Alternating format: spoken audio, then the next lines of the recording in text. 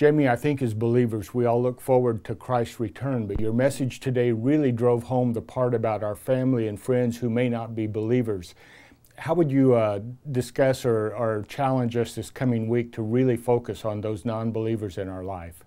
That's a great question. You know, one of the key parts of our vision statement, called Vision 2010, is evangelism, to develop a stronger evangelism culture here at Scottsdale Bible Church. It's not that we haven't been about evangelism in the past, it's just that we need to have a renewed fervor, a real renewed passion when it comes to lost people in our midst. And today's message was all about that when we think about the great hope we have as Christians that He is going to come again, it should motivate us, I mean, both emotionally as well as intellectually and then volitionally and relationally, to reach out to those around us, because as we talked about, if He does come, and we don't know when, but if He was to come again, it would be over. And it's reconciling time for those who know Christ and for those who don't. And so the reality is that it kind of gives us this increased impotence to want to reach out to lost people around us.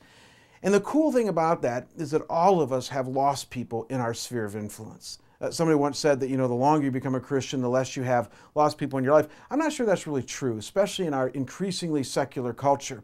So even in my life, where I'm surrounded by Christians all the time, can't get away from them even if I wanted to because I'm a pastor, I have neighbors and service providers. I have friendships, even from the days of old, not co-workers, that'd be bad. I have people that are down the block. I mean, all kinds of people in my life that don't know Christ. And if I just open my eyes and start to get a little bit out of myself and pour into them relationally, it's amazing how God steps in and opens up doors.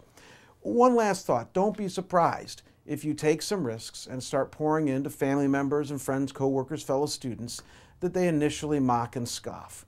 That's exactly what we talked about today, that I know before I came to Christ, when somebody presented me the claims of Christ, in my arrogance and in my rebelliousness and all that, I was like, oh, don't rain on my parade. I mean, you guys are crazy.